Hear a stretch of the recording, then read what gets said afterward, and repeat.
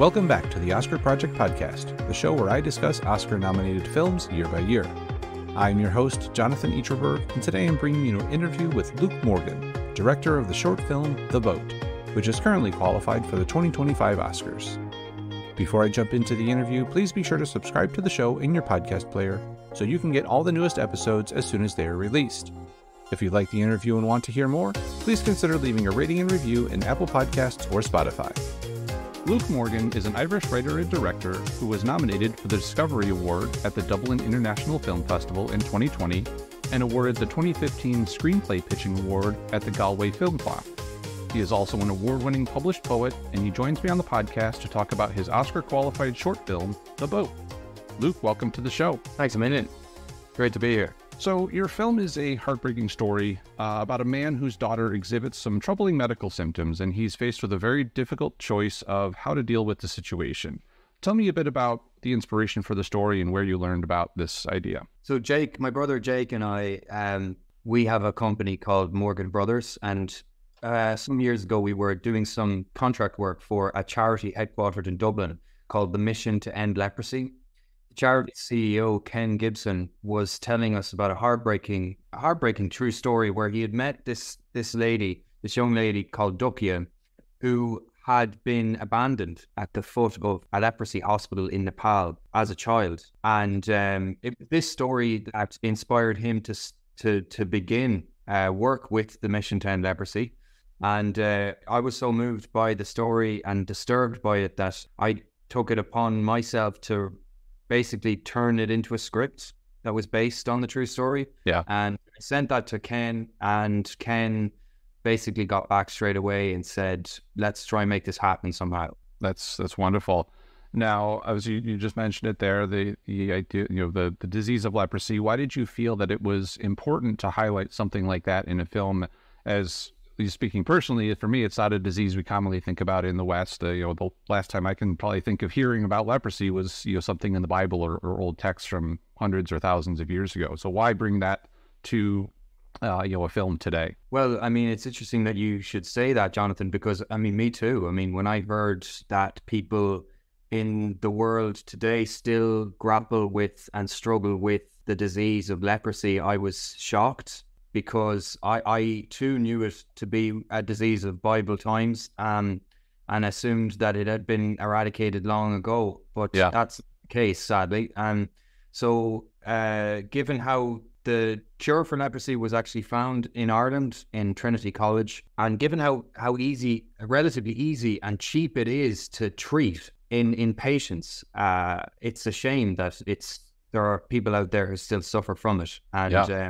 And so, just to kind of, I suppose, predominantly raise awareness for the disease and the fact that, I mean, what you said there, a lot of people say when they hear that this is a film about leprosy, they think, oh, that doesn't exist anymore, but it does. Right. And that's then one of the major points of making the film was basically to highlight that and to raise awareness for that, and to, I suppose, cast the audience in an imaginal empathy kind of role with regard to the characters who are based on very real people in the world today who have to come to terms with this still. Yeah, for sure. It's definitely something we don't think about much, but it's great that you're bringing awareness to that. Now, you have a really nice juxtaposition, I thought, in the film of the two basic elements of fire and water. Obviously, the title, The Boat, indicates that they're going to be on the water, but then you also have some scenes, I think there's a nighttime scene where they're kind of cooking over the fire.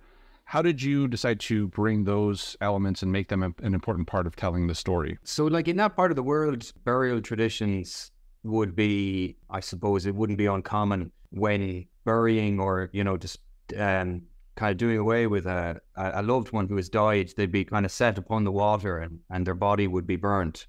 And I thought this image was very powerful and could be used as a way to tell a heartbreaking story that we were kind of trying to put a visual on. Right. Because although the details of the film are fictionalized, but the essence of it is based on a true story. So I needed to find a way to to, in a visual way, really kind of strike a note with the audience in a way that would move them enough to want to learn more about how they could help, or, you know, just be aware of the fact that the disease is still out there. So yeah, drew upon the kind of burial traditions of Eastern cultures in that way. And then, you know, there's also quite a common motif when it comes to wish making, would be to sort of set something upon the water, like set a boat. That's quite an Irish idea. And given that this project was a wonderful symbiotic marriage between Irish creativity and Nepali creativity, I thought the combination of those two things, the wish making of, you know, make a wish, push a small paper boat on the water and or a totem upon the water and ask the universe for something, and then the mixing with the imagery associated with death in the Hindu tradition, I thought would work. Because we needed something that would speak louder than words, like an icon, like an icon or an image, a metaphor that would really strike quite close to the hearts of people, because you're trying to appeal to people's heart, not their head. Exactly. Yeah, no, I think it definitely comes through, and you can definitely see the way all those images work together. No, obviously, you know, shooting with fire elements and shooting on the water pose some inherent challenges when you're shooting a film. But what other challenges beyond those did you face in getting this film to production? Well, we actually almost drowned in quicksand. Oh no! While we were filming that last scene, it was like something out of a Renaissance painting composition. We were wading into this estuary, which looked quite shallow, but which was full of quicksand. So, I mean, myself and my brother and the cinematographer, Lakshika, we were crossing this estuary. One moment, the water was up to our ankles, and then boom, it was up to my neck. Suddenly. Oh my goodness. That was quite scary. And luckily our production designer, Yvette Peake, had seen what had happened, and she managed to get the gear off us. Because at that point, of course, the most important thing is saving the gear rather than like the SD cards, you know. Yeah, it did happen. So, which is outrageous, really, when you think about it. But we're filmmakers, and you know, that's the baby right there. Meanwhile, behind us, there were two Nepali locals who'd lived near the lake who were screaming out of their window that, you know, for us not to go into the water. Right. And in front of us, the boat was on fire. So the reason we were trying to shortcut across the estuary was because the boat was on fire, the light was fading. So we needed to get the shot. Some of the scene had to be gotten from a different part of the bank than others. Yeah. And so those were the three kind of images. And, you know, it really was as dramatic as it sounds now. And of course, when we got rescued, we were just straight into getting the rest of the scene under our belts. It was only in the bus on the way home that we were kind of thinking, oh my God, you know, that was quite dangerous, and things mightn't have gone according to plan there. But I mean, look, we'll be chasing that eye for the rest of our lives. That's it. Yeah, just hope you don't run into quicksand on your next shoot. Yeah, well, my girlfriend actually, the first thing she said to me when she heard this story was she thought quicksand was like something, you know, she saw in films like The Princess Bride back in the day. Yeah. She didn't think it was actually real, but it's very real. Sure. I know we mentioned a couple of times you have a wonderful young girl playing the daughter in the film. Where did you come across her? How did you find her? And what made her kind of the right choice for this character that you're trying to portray? Yes, Tejusri Ramdahal is a gem of an actor, and quite astonishing and spooky how professional and how advanced of an artist she is at the age that she is. She's only 9 years old, or she was 9 years old when we were making the film. So we came abreast of Teju via her father, Shri. So we were doing a lot of the casting over Zoom from Ireland, and we had a line producer, 2 line producers on the ground in Nepal who were helping us with this. And they, you know, we saw a couple of father-daughter combos, or rather, you know, older men and young girls, who weren't related, and we had them read together. And while we were really impressed with the talent that we came across, we didn't really have that gut sense that we had found our Dukia and our Raoul. So we asked them to keep searching, and they found a real life father-daughter combo of Shri and Teju. And we were just so blown away by their audition that we actually went and rewrote parts of the script to suit the kind of character, particularly that Shri suggested with his just, the way, his ambience, his sense of ambience, the atmosphere around how he was delivering the lines. And the father character that we had at that point in the script was quite dour and quite downbeat and forlorn. But Shri just had such a happy face and such a light, easy energy about him. He reminded me a lot of the lead character in Life is Beautiful, that Italian film. So I actually, after seeing him, was inspired to go back to the script and rewrite the character to be a bit of a joker, a bit of a messer. Yeah. Because I think that, makes the story a lot more heartbreaking, and I really believed him in that role. So that's how we came about Shri and Teju.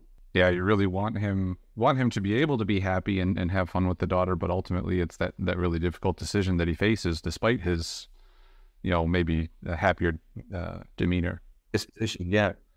Now, the film is up for consideration for the 2025 Oscars. Where can folks check it out at festivals or any other screenings this fall? Well, we're doing a bit of a victory lap here in Ireland with the festivals, and we've been lucky to screen at the Cork Film Festival, one of our favourite film festivals last year, where we had our Irish premiere there, and we won Best Short, which has qualified us for the Oscars. And we also screened in Derry at Foyle Film Festival. We screened in Galway, our hometown of Galway, and we also between now and Christmas, we'll be screening at Offline Film Festival in Offaly and the Kerry Film Festival down in Kerry. In addition to that, we've been waiting to hear back from another couple of film festivals worldwide about where the short, will play. So we're fingers crossed that it'll be taken on by another couple of those and showcased at those festivals. Wonderful. Well, we'll put some links to those festivals coming up so people can see the schedules and check the film out if they're in the area. Yeah, thank you. And in the meantime, the trailer is available on our website, morganbrothers.ie. Excellent. I have a couple of questions not specifically related to the film, but before I move on to those, is there anything else you wanted to touch on about the boat? Well, just to say that it was a real team effort, and it was very small crew. Like, a lot of people when they see the film think that it was expensive and because of the high production value of the cinematography in particular and the acting, it makes it look like a very expensive film. But really what I'd love to stress is that this was 6 people from Ireland and triple jobbing, and about 6 to 8 people from Nepal who were double jobbing and triple jobbing. And it was the same as it always has been here. We were jumping fences. We were asking for forgiveness rather than permission more often than not.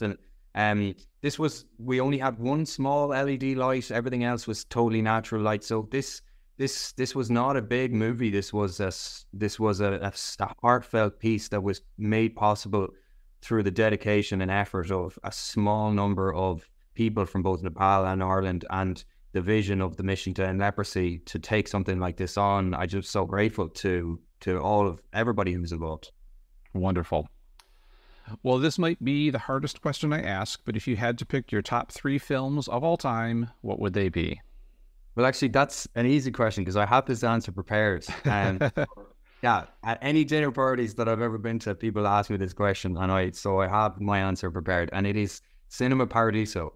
Cinema Paradiso for me is...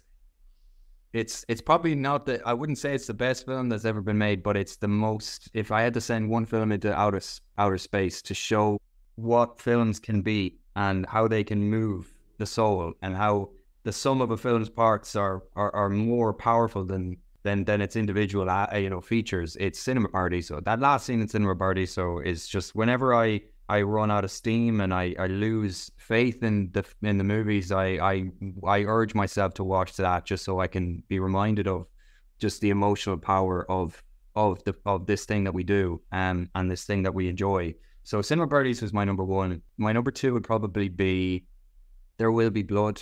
I know that's probably a very popular answer, but I think the technical prowess, the score, Daniel Day-Lewis's performance and the atmosphere that the film creates. It's an absolute masterpiece. I can't fault it. And I'd love to make a film like that at one point in my life.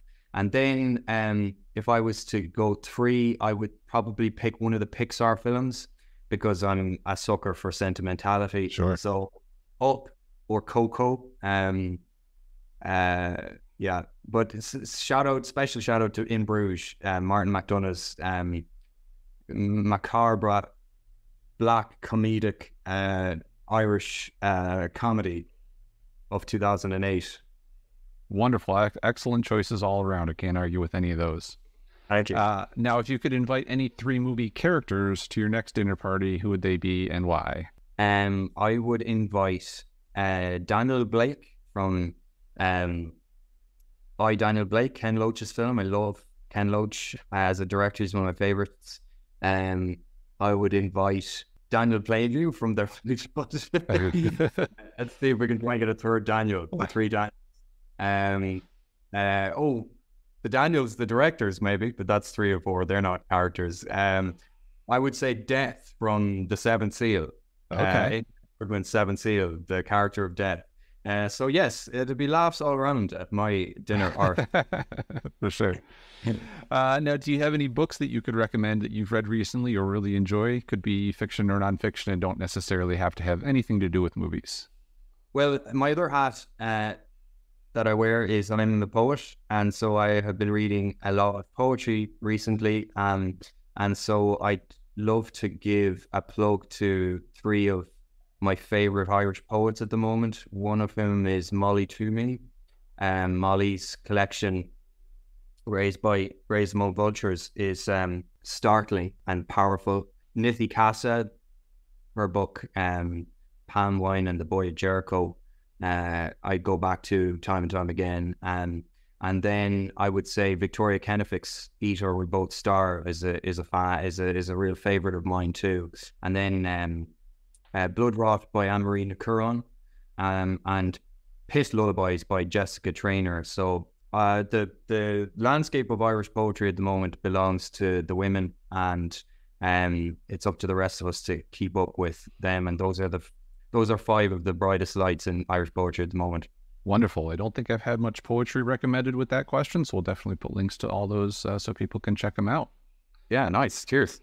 And lastly, before we wrap things up, do you have any other projects lined up that you're working on? And also, where can people follow you online and on social media to keep abreast of what you're up to? Yeah, so we actually have a very exciting project in development at the moment. It's a project between Ireland, Portugal, and Brazil. And I am working with a screenwriter in Brazil called Bruna Trindade. She was one of the screenwriters on Disney Plus's series Aruna's Magic in Brazil recently, and it's been wonderful working with my brother Jake as the producer and Bruna herself on this project, and then Fernando in Portugal with Zul Films. So that's a story that is international in scope, just like The Boat, and it's a bit more lighthearted than The Boat, though. It's comedy with heart. Sure. About a young boy and his mom in a town in Ireland who have a very strong Brazilian connection. So, so that's called Augusto. Very good. Well, we'll have to put that title in there so people can put it on their watch list when it comes out. Yeah, sure. It's going to be another while yet, but we've watch this space. We've got the European Union involved and also Screen Ireland, so that's very exciting. And then how you can follow us or learn more about us, our company's name is Morgan Brothers. We're based in Galway on the west coast of Ireland. And you can get us at morganbrothers.ie. You can get us on Facebook, Instagram, and X, and just by searching Morgan Brothers. And yeah, it'd be wonderful to hear from any budding filmmakers or anybody who would like to collaborate on projects this side of the Atlantic. Excellent. Well, Lou, thank you so much for the time today. Really appreciate you sharing the film with me and getting to hear some of the stories about its creation. Yeah, thank you, Jonathan, and all the best with your own projects. And I'm looking forward to checking this out when it's available. Thank you again to my guest today, Luke Morgan. His short film, The Boat, is qualified for the 2025 Academy Awards. The Oscar Project podcast is written and produced by me, Jonathan Eaterberg, with editing assistance from Joshua Eaterberg. Please be sure to come back for my next episode where I'll be speaking with Tom Potter, director of the short film Lullaby for the Lost. Until then, I hope to see you at the movies.